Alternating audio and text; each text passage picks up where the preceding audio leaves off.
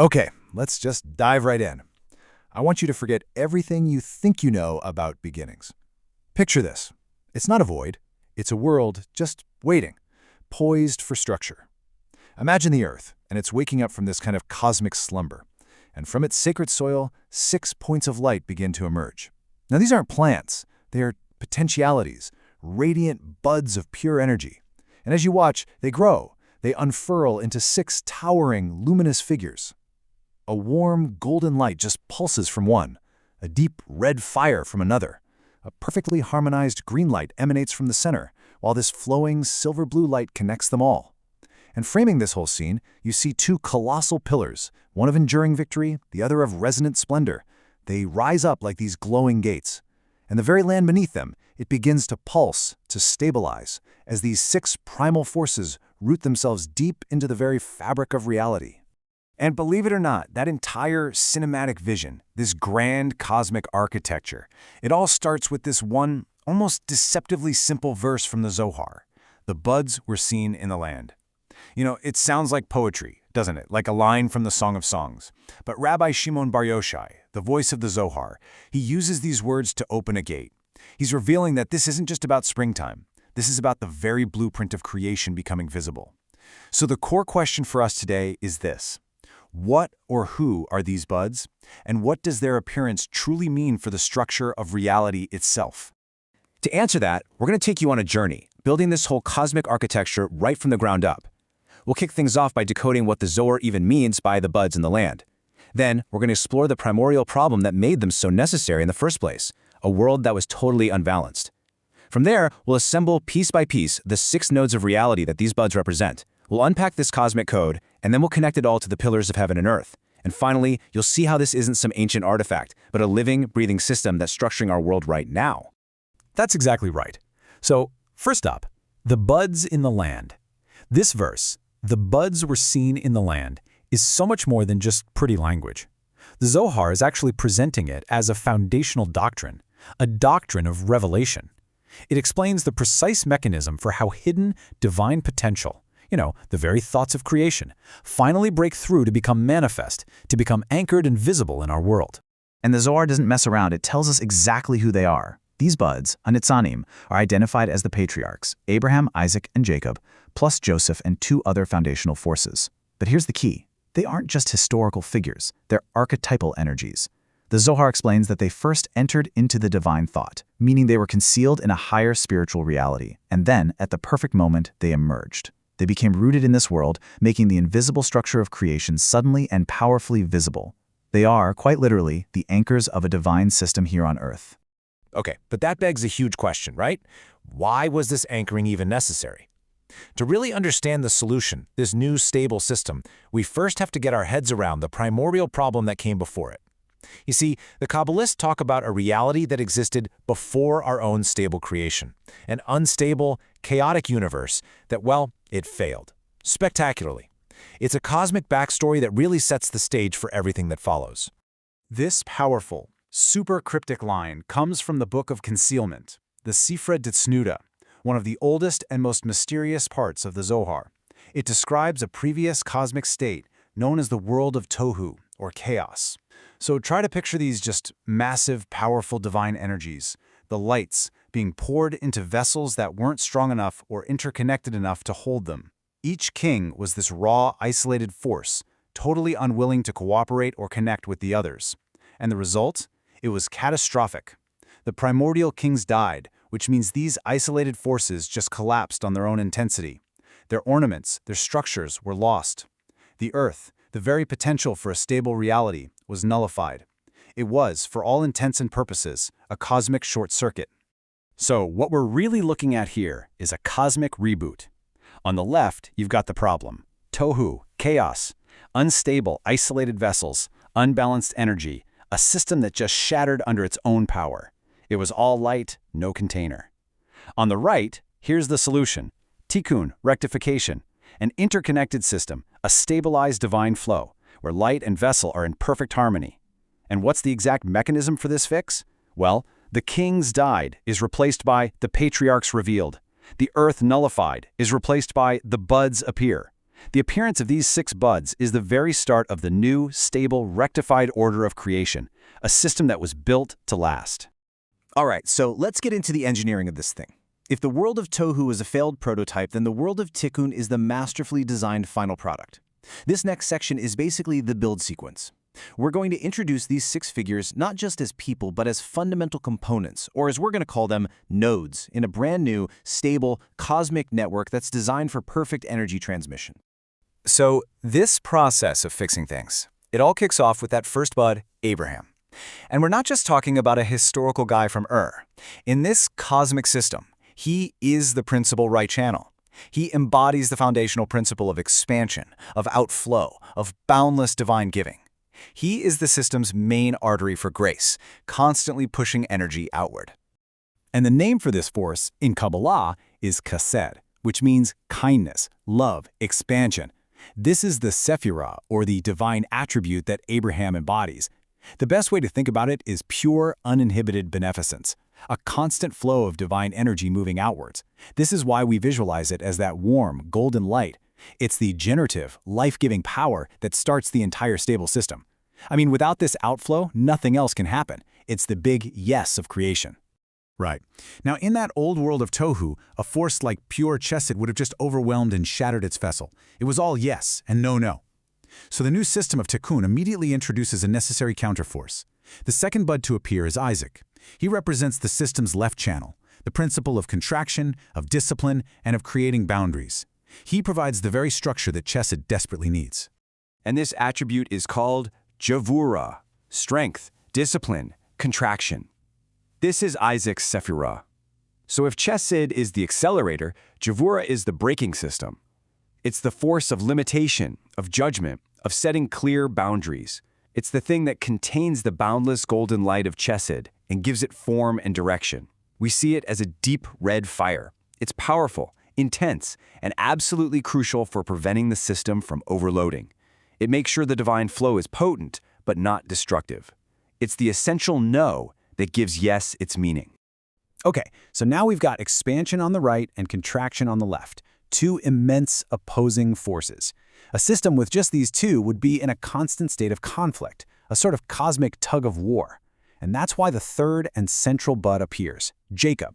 He is the synthesis, the harmony, the central pillar that balances and integrates the forces of Abraham and Isaac into a functional whole.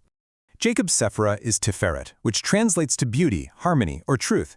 You could almost think of it as the central processing unit of the whole system. Tiferet takes the unrestrained love of chesed and the strict discipline of gevura, and it blends them perfectly, creating a higher, more complex quality, compassion, or rachamim. If you look at a diagram of the sefirot, tiferet is the trunk of the tree. It integrates the right and left branches into one single functional and truly beautiful system. And that harmonized green light? That represents the perfect fusion of the golden light and the red fire. So now the energy is balanced and harmonized in the upper structure, but it needs a way to be channeled downwards, right, to connect to the world of manifestation.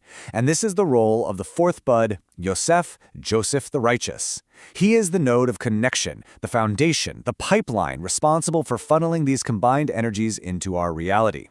The Sephirah here is Yesod, or foundation, and it's the great connector. Yesod gathers all those balanced energies from Chesed, Gevura, and Tiferet, and it acts as the final interface before they enter our physical world, which Kabbalah calls Malkut, the kingdom. This is why Yosef is called Hatzadik, the righteous one, because he masters this flow and maintains the purity of the connection. The Zohar actually links this to the rainbow, the sign of the covenant, and that's why we see it as a flowing silver-blue light. It's the transmission of the entire divine spectrum, all prepped and ready to enter our world. The core energy grid is now in place. We've got inflow, containment, balance, and transmission. But for this system to last through time and overcome any obstacles, it needs architectural support. This is where the final two components come in, and they aren't represented by patriarchs, but by two pillars, Yakin and Boaz. They are the stabilizing pillars that give the entire structure endurance and eternal victory. Yeah, these two forces are the Sefirot of Netzach and Hod, victory and splendor. Think of them literally as the two legs that the entire upper body of this system stands on. Netzach, on the right, is all about endurance, perseverance, and overcoming obstacles. Hod on the left is about splendor, acknowledgement, and the detailed execution of the divine will.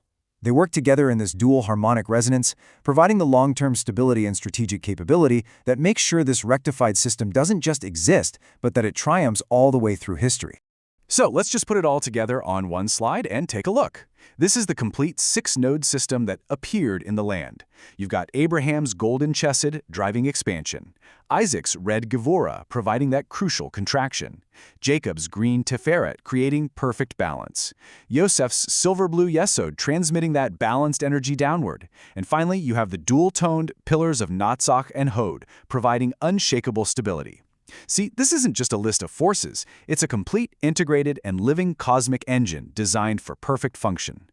Now, what's so fascinating to me is how this system, while it's deeply mystical, is also incredibly logical. It's a divine architecture. And like any brilliant design, you can understand it through different models. So in this next section, we're going to try to unpack this cosmic code using a couple of different analogies to make it accessible no matter what your background is. Okay, so let's start by looking at this through a modern tech analogy. Think of it as a divine network grid designed for perfectly stable energy transmission. Jacob, or Tiferet, he's your core processor, flawlessly harmonizing these massive data streams.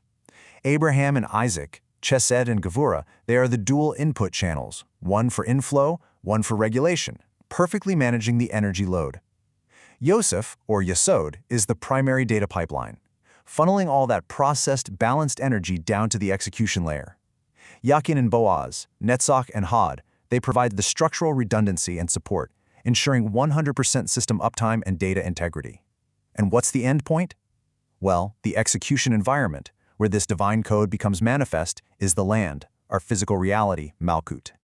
All right, and for the kid in all of us, think of it as an epic world-building video game, the quest for the 6 heroes. First, the Sage of Kindness, Abraham, shows up and he unlocks a cheat code for infinite resources and blessings. But it's too much. So next, the Warrior of Discipline, Isaac, arrives, and he forges the very laws and physics of the game world to give it structure. Then the Prince of Harmony, Jacob, appears. He unites these two opposing powers, and with them, he builds the central stronghold of the kingdom. To power up the world, the Dreamer of Foundations, Yosef, builds these magical conduits to channel that balanced power out to all the players. Finally, the twin titans, Yachin and Boaz, rise from the earth, their feet planted firmly, making the stronghold invincible and everlasting. And what happens when all 6 are in place? Together, they establish a stable, balanced, and thriving kingdom, the land. Those analogies are really powerful. But the Zohar takes it one giant step further. You see, this isn't just an abstract metaphysical concept. This cosmic blueprint has a direct, concrete, physical manifestation right here in our world. This is where we go from metaphysics to masonry, from cosmic ideas to, well, in this case, bronze. So let's see how this cosmic blueprint was actually built on Earth. You just have to look at the description of the first temple, built by King Solomon.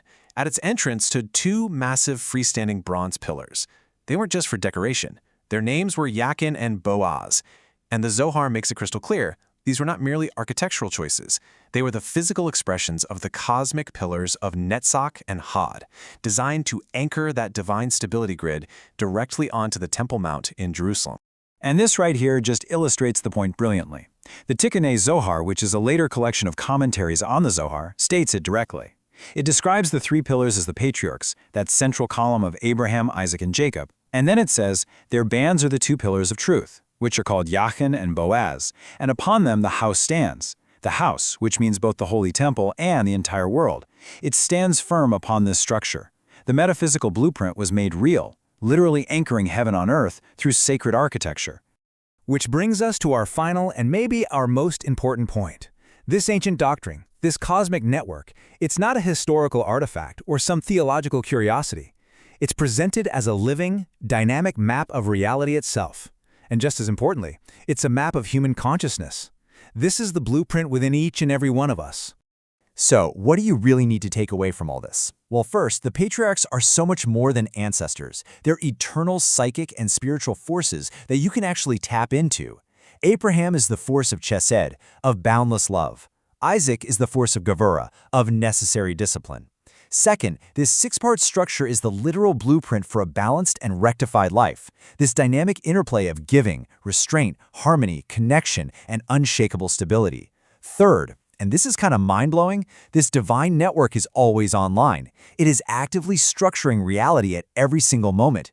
And finally, the most empowering point of all, we can consciously align ourselves with these forces. We can choose to activate kindness, or discipline, or seek balance. And when we do that, we bring that same divine order and blessing into our own personal land, our lives, our homes, and our community.